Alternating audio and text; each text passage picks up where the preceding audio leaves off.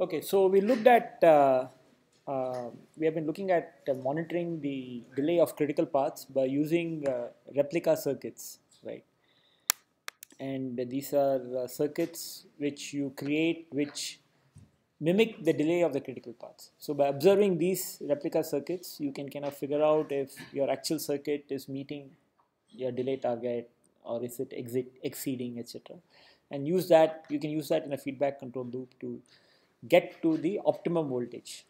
The voltage which is low enough and just enough such that your circuit can meet the target operating frequency. So the challenge there is, of course, ensuring that your replica circuits can mimic the actual circuits across the range of operation of the chips. And your actual circuits can be quite heterogeneous, with all different kinds of gates, wires, it can go through memory, etc. etc. So you have to kind of engineer the replica circuit to meet that. Now, an alternative is basically to monitor the actual critical paths themselves in situ. In situ means in place. Can you monitor them by adding some extra circuitry? So we'll just look today at how you could do that. So what we are saying is you have this digital system and you have this critical path. Perhaps there will be hundreds of critical paths, and you put in some extra circuitry out here so that you can monitor the delay from the input to the output of that particular path.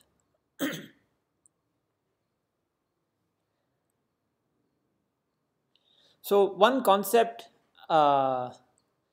we discussed last class is the concept of the canaries. Canaries are these birds which have been used in the past to detect if there are some poisonous gases and so on, and at least that's what the legends go.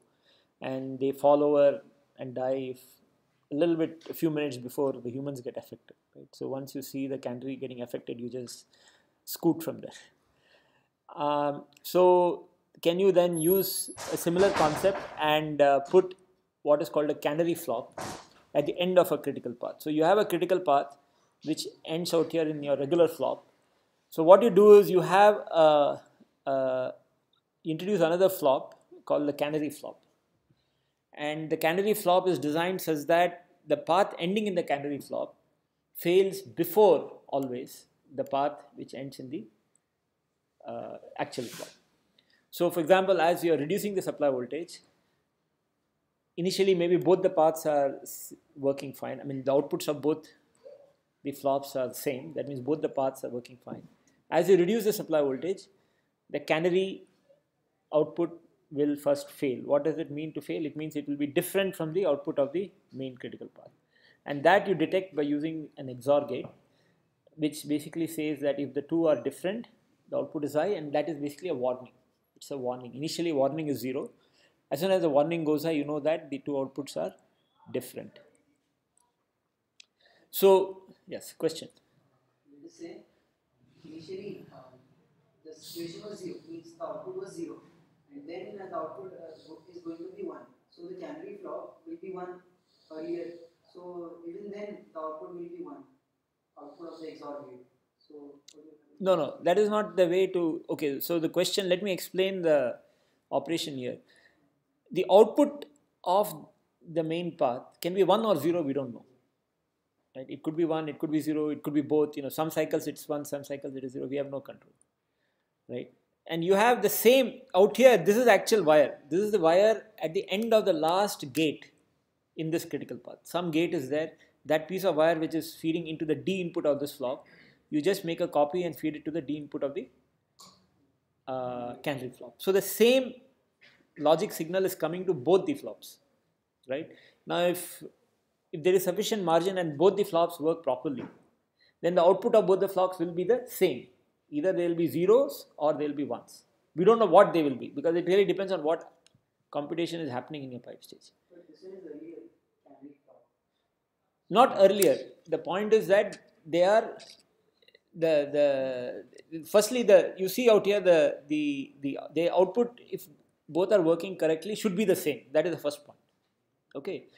Now If for some reason, so we have designed this such that this will fail earlier. Okay, when I say it will fail earlier, what it means earlier compared to this, when something is changing. What is changing? Say the voltage is, because we are in a voltage control loop, and that loop is trying to reduce the voltage to the minimum possible voltage. Right? Initially the voltage is high, and there is enough margin for both the flops to acquire the data properly. The data comes a setup time ahead of both the flops. But as the voltage starts dropping, this is designed somehow such that maybe its setup time is much larger. Right? As the voltage starts dropping for the same operating frequency, the delay of the whole path slows down. Right? So the signal will start appearing later and later, and it will intrude into the setup time of this flop. So this flop will, the canary flop will fail first. What does it mean? It means that the output of the, how we detect that, the output of the two will be different, and we'll say that there is a problem here. Okay, so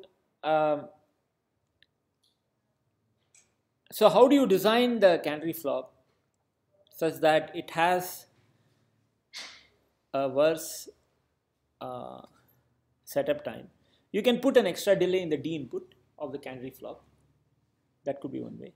Or you delay the clock coming into the canary flop by putting a buffer.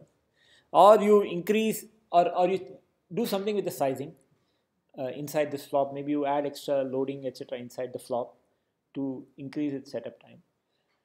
Or you give a clock, you use identical flop as the main flop, except the clock input is kind of like this. Out here, there is a delayed version of the clock being, actually, this is not right. This is a mistake here. We should have the, we cannot have the clock coming later, right? So this is not right.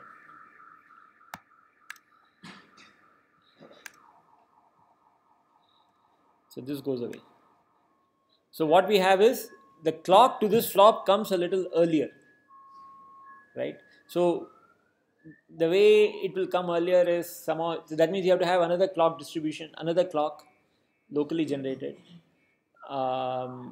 which is coming to this person, right? So these are the different ways by which you can create this canary flop. So in the first method shown, if we are adding an arbitrary delay, then will they not be delaying the outputs of the regular flop and the canary flop?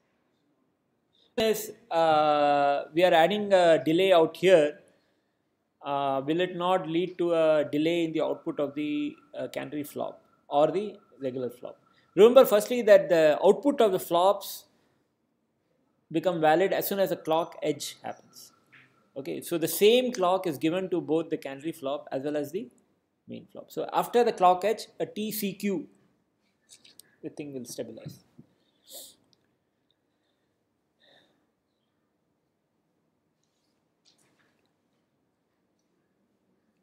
So the challenges are that you have to actually identify the critical paths after layout, right? Because layout has a big impact on the delays.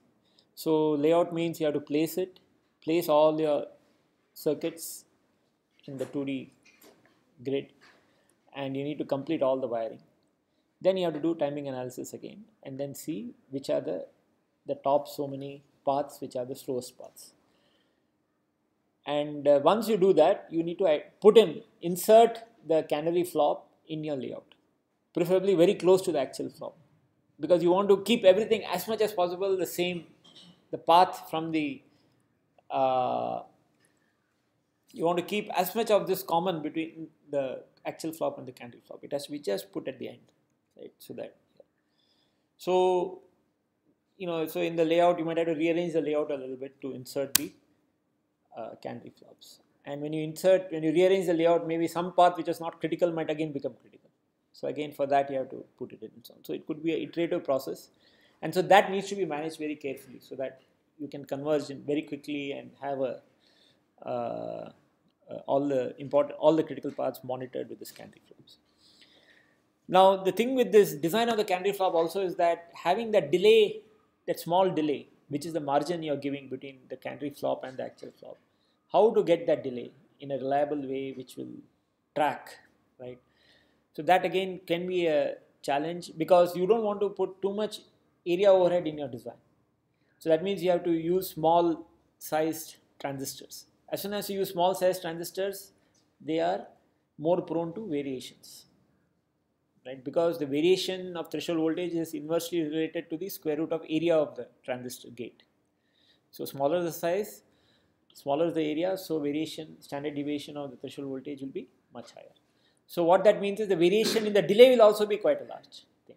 So then that you have to, you have to give more margins for that. So that can be a problem. Generating a clock, the approach of generating another clock with a fixed delay. Maybe you could have some circuitry some feedback circuitry to have a constant delay. That you can't put in every candle flop. But maybe you can have a centralized place where you are generating a fixed delay TD somehow with feedback control overcoming the process variation. Then you have to route this clock D, the delayed or the early clock. I should have called it clock E, the early clock. That means you have to have one more clock tree.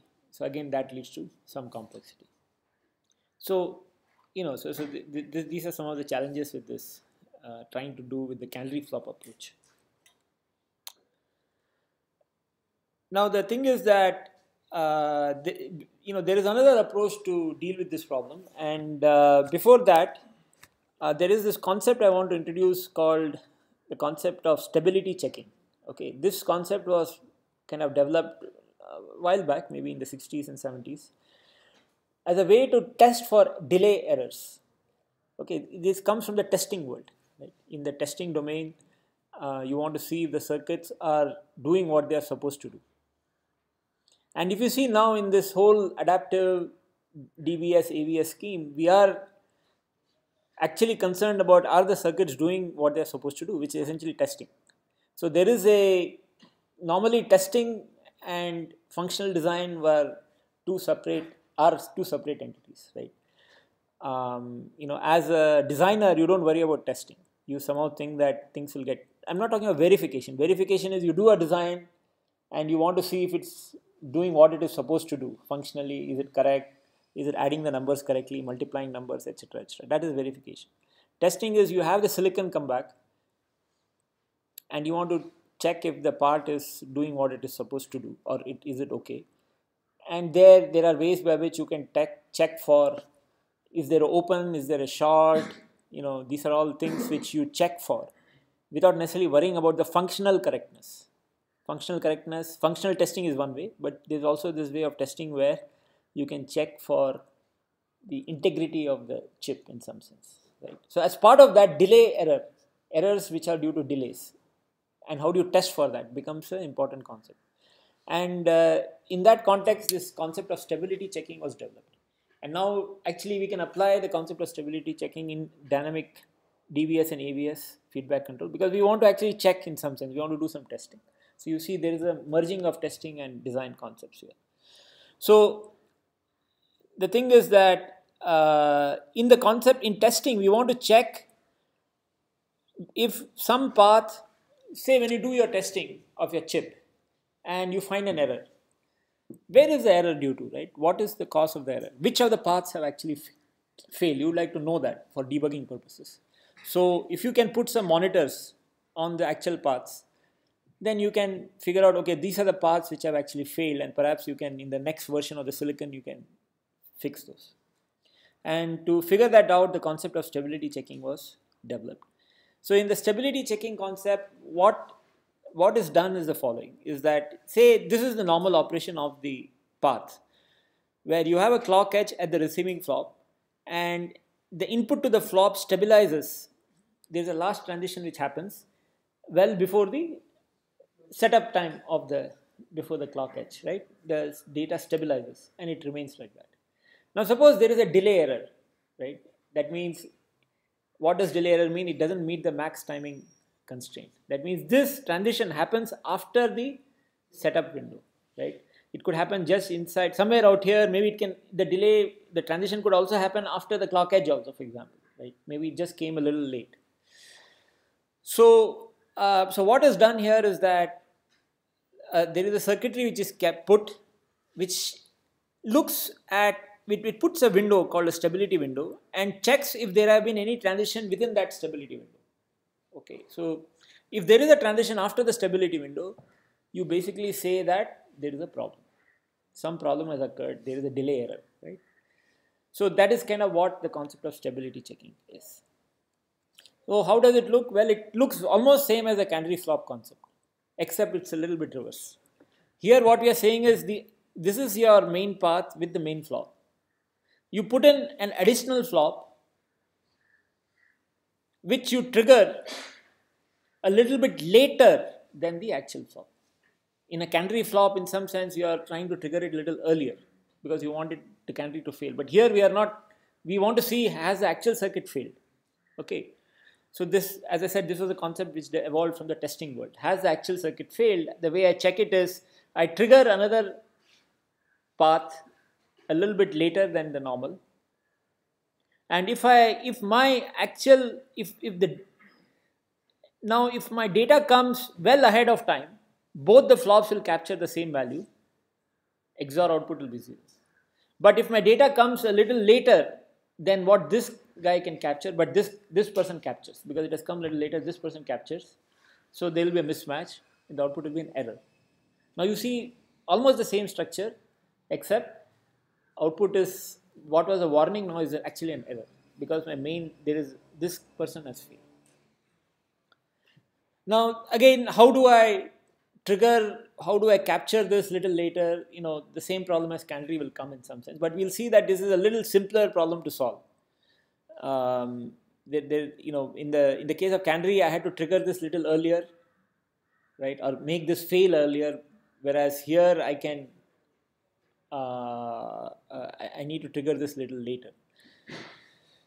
So one of the things is that let us say you trigger this flop a little later compared to this flop. Say you trigger it a little later by some amount y, right? So when things are normally working, data should come before the clock edge and both of them will capture. But if the data comes after the clock edge within that window, within that stability window, then there is a problem. But what if there is a situation where the new data is launched, the previous cycle data comes here, it is correct. But the next cycle, the clock launches and that data races through and comes at the input of the flop before the stability window. That means there is a transition which is happening, which is actually a transition due to this cycle, not due to the previous cycle being delayed, but the next cycle, the current cycle being very early. Then you would think that there is a problem, though there is not a problem. It just came very fast. What that means is you want to prevent such early. If you introduce this concept of delay checking or stability checking, if you don't want to get tripped up by legitimate fast paths, you have to slow down the fast paths. That means it becomes part of the whole time fixing problem.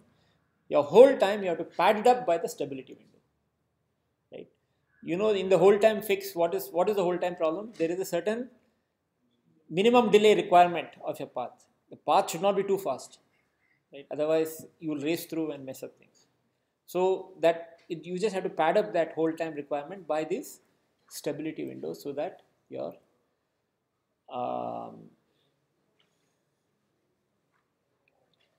you don't get tripped up by the false fast paths.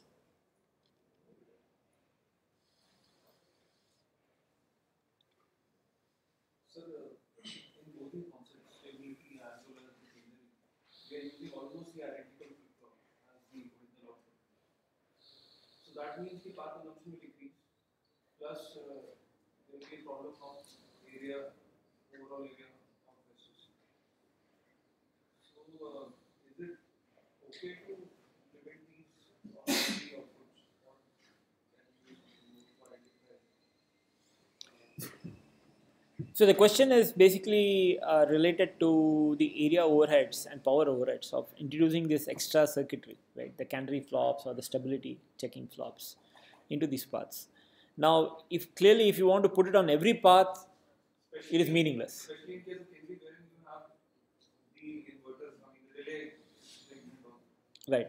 The delay requirement, yes, that's right. So you will have the yeah. So the area overhead is definitely an issue you have to watch out for. If you find that, for example, hopefully the number of critical paths is a small fraction of the total number of paths in your circuit,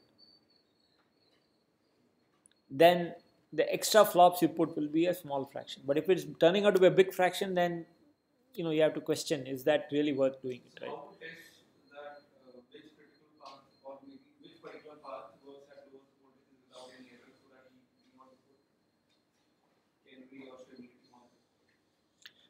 The question is, how do you check if certain paths are okay where you don't have to monitor even at lower voltages? And the only way to check is by doing a timing analysis. And as we already saw in one of the previous lectures, for doing timing analysis, you need to have your models characterized at these low voltages. Otherwise, how will you do timing analysis? Right? You have to. I mean, you can do spice analysis where you create a spice netlist, because transistor models will work. So you can create a transistor level netlist and then simulate. But that is not a very scalable, sustainable solution in some sense.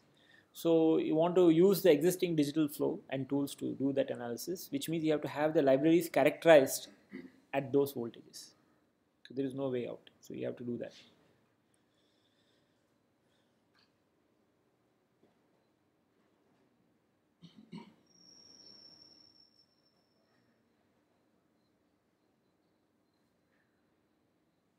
So this was the concept of stability checking, which was developed from the point of view of testing for delay errors.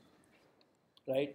Now this concept was essentially adopted by some people from University of Michigan to develop this concept of very aggressive voltage scaling, where you allow, in the context of a microprocessor, where you allow a processor to occasionally fail, the processor's computation to fail.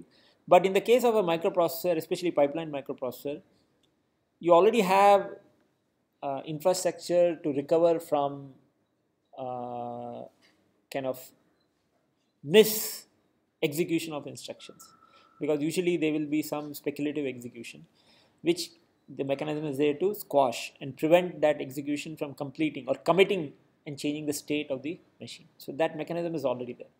So why not use that same mechanism, where if you detect an error, you prevent update of the state of the system, right? So that's why it kind of fits in very nicely in a pipeline microprocessor. And so they explored this idea of looking at stability checking and putting it there.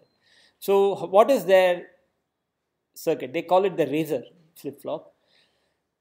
So what they have is, they have a critical path, let us say ending in this flop, right? This is the main flip-flop, and then they have a additional flop here. What they find is, you really don't need a flop, a latch is good enough. Okay, we'll see that. I mean, you don't need another flop, but a latch is enough for this, so that you save the area. Instead of having a flop is two latches, master and slave, but a single latch is enough. They call it the shadow latch. Okay, now the shadow latch is, the other thing they also do is, they basically, you see that what we said was the main flop and the additional flop. The additional flop should sample the input at end of the stability window, right? So what should the stability window be? If the stability window is some arbitrary number, then you have to somehow create a clock with that delay to the shadow latch. Okay. So what these people have done is, they said that let us take a stability window of half a clock cycle. The nice thing of half a clock cycle is, I can have a falling edge of the clock available for free. I don't have to distribute another clock with that delay which has the delay of the stability window with the main clock. The falling edge is there. So they use a stability window of half a clock period, and the shadow latch now is essentially transparent during the positive phase of the clock, and it samples at the falling edge of the clock. Okay, so that automatically gives you that stability window where the shadow latch is transparent during when the clock goes high, this samples it, And then this is just watching till the falling edge of the clock where that sample set. Now, if the output of these two are different, the XOR will basically give a high and that gives an error. And that is fed back, that error is used to somehow do something, restore the state of the system. Now, that error, basically what is done is, if you see out here, it goes and controls the state machine which is controlling the pipeline. But in addition, it goes and sets the mux. The mux is pointing to take the data from here. But when restore goes high, it takes the data from the shadow latch and feeds it back. So the actual flop now gets the correct data. Right? Normal data would have gone through here. Right? And that data, maybe if the data is delayed, this doesn't capture it properly, but then this is capturing it at the falling edge. There is an additional half cycle delay after which this captures. And so this is the correct data. And so that data is used to go and feedback out here, and then the computation happens. Now, it's very important that the shadow latch is always guaranteed to capture the correct data. Okay, if this messes up, then you have gone. So you have to guarantee that. That means it should not happen that the delay is so bad that even the shadow latch fails. That then system is gone. It doesn't work properly. So that has to be guaranteed. Second thing is you have to ensure that the half a cycle of stability window is there. So all your hold time fixes have to now be padded up with an additional half cycle delay. That means all fast paths you have to add extra inverters and buffers and so on to really delay them so that no transition happens, legitimate transition happens for at least half a clock cycle after a clock edge. That's a very large stability window. So that will also incur area overhead besides the area overhead of these things. In addition, what can happen is that, see this main flop, let us say you have an error where the shadow latch, the data comes a little late and this guy fails to capture the data properly. But maybe it just gets into metastable state. Remember when we said when you violate setup hold window of a flip-flop, the flip-flop will enter into a metastable state where the output of the flop is in this neither 0 nor 1, Trishanku state. Right? Neither there nor here.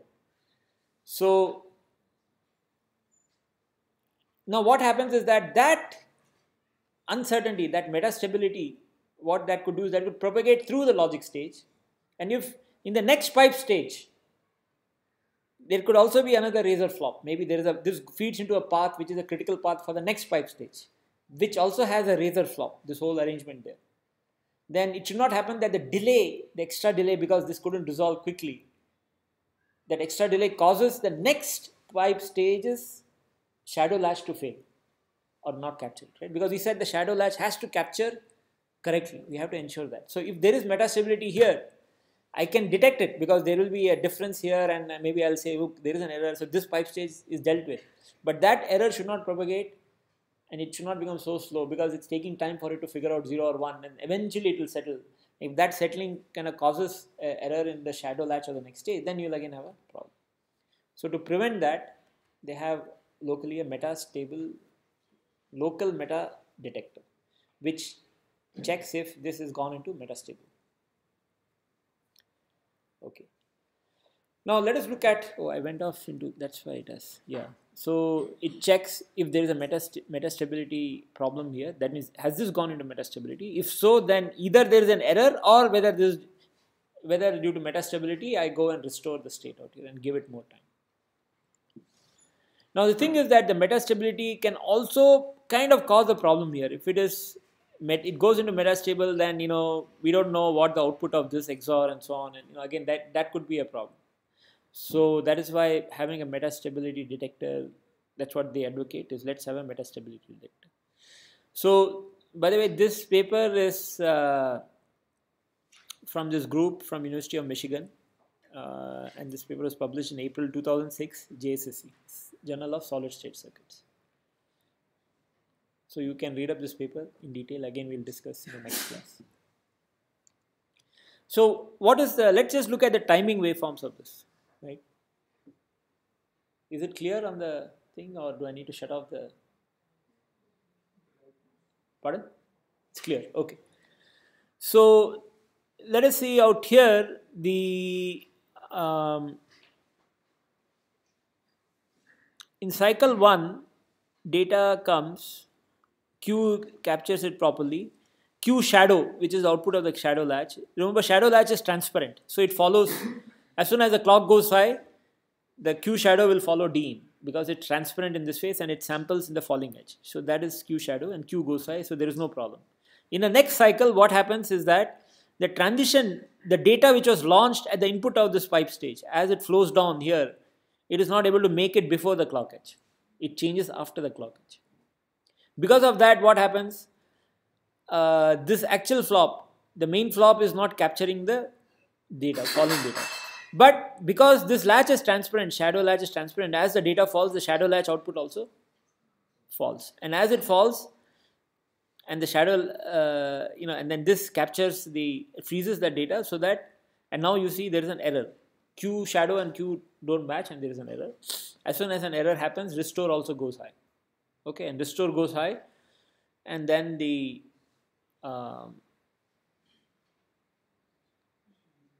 signal is propagated to that. You cannot go through that computation. Now here, what basically this is saying is that the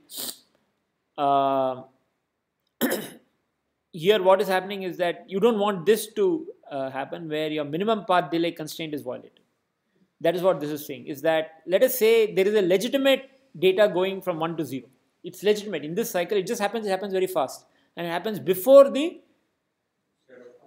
exactly, before the shadow, shuts off. That means the shadow follows the data, but the actual flop is still holding the previous data, and then you think there is an error. So you should not allow this to happen. So that means the min delay has to be ensured to be bigger than the hold time, the previous hold time, plus the stability window, which is in this case half a clock cycle.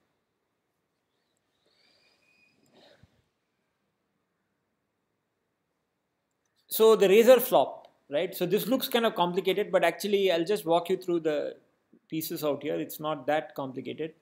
So this portion is the main flip-flop. Okay, you see the main flip-flop, there is a master latch and a slave latch. A master latch is basically data comes in, and this is gated by the clock P and clock N, right? Clock comes in, clock P, clock N come in, and then this gets it in. This is just the transmission gate, right? And this is the feedback which holds the data in the latch. So when I'm writing the data from here, I keep this open so that only one person writes here. And then when I'm holding the data here, this is left open, this is closed. So this is the master latch. Okay, this is the slave latch. And the data from the latches is given out to the next pipe stage. Okay, so this is basically what that is. And then this is essentially the shadow latch, which basically is just a same latch like this. That is just what is put out here. And remember, when you can kind of go through and work this out, but basically why they have restore P, restore N here, but basically the data goes in here and also comes in here into the latch, right? And this latch you see is triggered by clock P, whereas here this is clock N. So because the sampling happens in the falling edge. Okay, now this is the error. XOR gate. XOR gate they have implemented using this circuit style, dynamic circuit style. In this, normally in a static circuit style, whatever you have in the NMOS, you have a dual of it in the PMOS. In the dynamic circuit style, only the NMOS stack is kept. In the PMOS side, you just have a pre-charged transistor. So the idea here is, when the clock is low, you pre-charge this. When the clock is high, you are waiting for some computation to happen. And that computation is governed by the logic of the pull-down stack. In the pull-down stack, what is being done? XOR is being done. The master latch output is compared with the output of the flop. You have to do 1 and 0 and 0 and 1. X and Y bar and X bar and Y. So you see before QS, that data is fed here, and then this data is fed here. And then the complement of that is fed to the next one, and the complement of this which comes out from here is fed out here. So this is basically implementing the XOR functionality in the NMOS pull down stack. and that is guarded by this NMOS transistor. So this is implementing the XOR functionality in the dynamic circuit style. Now, what about the metastability, right? How does this metastability work detector? So what happens in metastability, right? So let us say this is your normal flop, normal inverter, unskewed G1. So here I have kind of copied that. So this is your normal inverter G1. Okay, this is the output at the output of your flop, and the G1 say has a transition like this. This is what is DC voltage curve, V out by V in, and this has a transition. Right? You want to detect if this out G1 or rather the input of G1, that is QS, is sitting somewhere here near VDD by 2, right? When you go metastable, the voltage is neither VDD nor ground, it's kind of sitting somewhere in between. And to detect that, what they have done is they have created these two inverters, G2 and G3, where the transistor of the PMOS and NMOS is skewed. If you recall, if you make the NMOS weaker than the PMOS, you are going to shift the curve to the right, right? If both have equal strengths, then this 45-degree line is going to intersect at VDD by 2. But you can make it asymmetric by strengthening one of the pull-up or the pull-down and push it either to the right or to the left. So they have two inverters, which are, one is P skewed. That means the PMOS, it's skewed towards the PMOS. So it is, transition curve is shifted to the right side. Then G3 is N skewed, so the transition curve is shifted to the left. If I have a voltage in between out here, one of the inverters will give me a 1, the other will give me a 0. They'll give me two different values, which is again like an XOR, which I can, same circuitry which was used here is also used here. So the metastability detector is nothing but essentially a pair of skewed inverters to create a bracket, voltage bracket. So if I'm in between that, the outputs are different, they can be detected. So, and both are odd with the same, I don't need to have a separate OR gate. So if there is a pull down from any of these stacks, it's an error. Okay, it could happen either due to mismatch between the master and the main flop and the shadow latch, or it could be a problem because the two skewed inverters show a mismatch. That means the voltage is in between these 2 points. So that gives me an error.